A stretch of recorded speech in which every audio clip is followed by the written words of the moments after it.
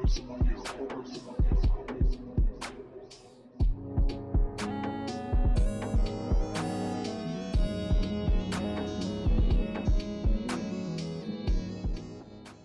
we'll be exploring the working mechanisms of projectile motion with the aid of a catapult. I have chosen this topic as the concept relates very closely to certain aspects of my life, since I participate actively in throwing sports such as baseball. Understanding the physics behind why the ball moves as it does when it's projected at a certain speed is extremely interesting to me.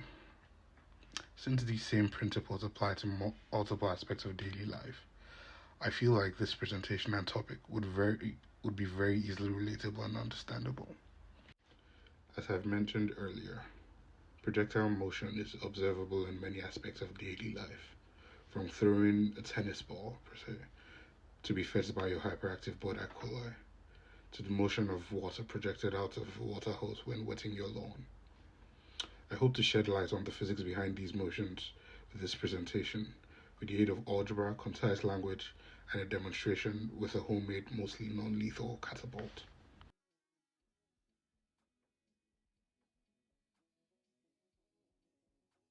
Projectile motion can be loosely defined as the movement of an object projected at a positive non-zero angle under the influence of gravity, as demonstrated in the diagram. As with any other physical concept, projectile motion has various characteristics. It is comprised of two components: the horizontal component, which is the component of projectile motion along the x-axis, and the vertical component, which is the component along the y-axis. Once an object is projected, there are no other external forces acting upon this object in the horizontal direction. Thus, the net acceleration of a projectile in the x direction is zero. This can be demonstrated by rolling a ball along a frictionless surface. No energy is lost due to friction, thus the velocity remains constant throughout the motion. Algebraically,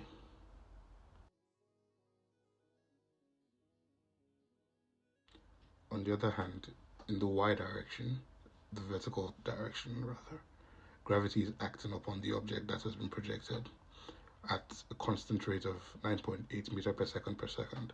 This means that the y component of velocity decreases by 9.8 meter per second. That means 9.8 meters per second every second. Algebraically,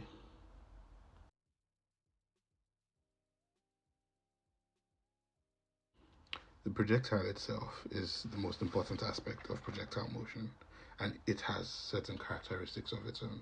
First off, the angle of projection theta must be a non-zero positive angle with respect to the horizontal. The initial velocity, or the velocity of projection of the projectile, is the velocity in the horizontal direction, which remains constant throughout the motion. The effect of downward acceleration due to gravity, g, which is 9.8 meter per second.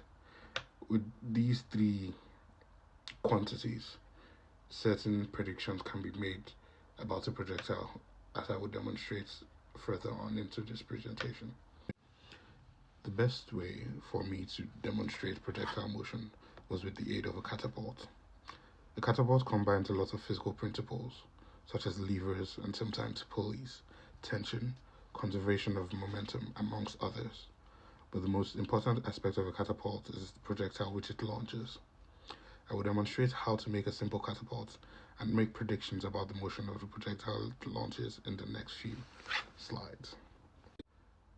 To make a small catapult, you would need 12 popsicle sticks to make a base, a few rubber bands, and a small rubber ball that doesn't bounce too much so as to make accurate predictions. I am able to calculate the angle of projection of the projectile being launched and measure its range simply by measuring the angle that the catapult makes to the horizontal direction. First, you should gather your 12 popsicle sticks and lay them as shown.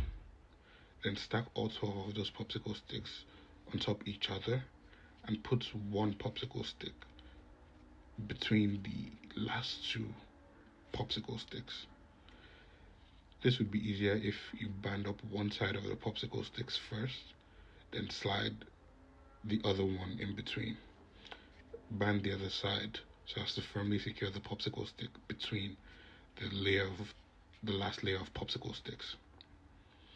Take your last popsicle stick and tie it on, or band it on rather, to the popsicle stick that you've secured that's perpendicular to the stack you've made.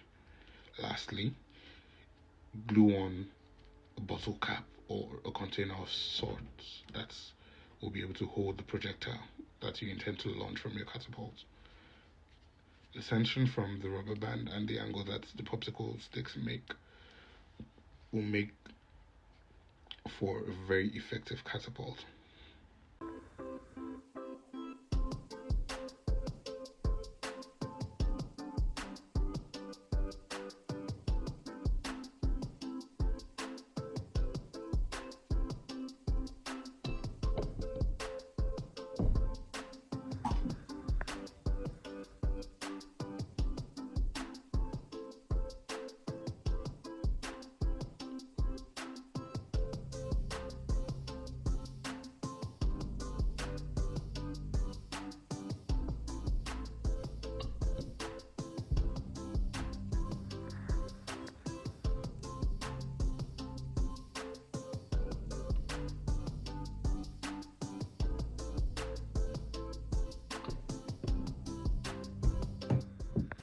Thank you so much for listening, and I hope I've been able to properly demonstrate projectile motion with the aid of this homemade catapult.